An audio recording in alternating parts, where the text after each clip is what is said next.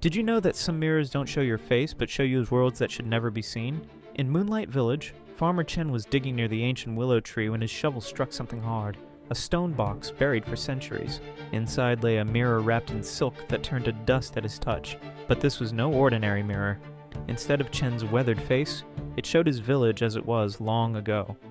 Every night under the moon's silver gaze, the mirror revealed forgotten secrets. He watched the first settlers arrive. He saw their desperate rituals. He witnessed the terrible bargain they made with forest spirits for protection. Chen became obsessed, spending every moonlit hour staring into the glass. Then the truth hit him like a cold wind. This wasn't the past at all. It was another world, another moonlight village that never changed, where his ancestors still walked among the living. Now Chen faced an impossible choice. Stay in his world of change and loss, or step through the mirror into an eternal village where nothing ever dies, but nothing ever truly lives either.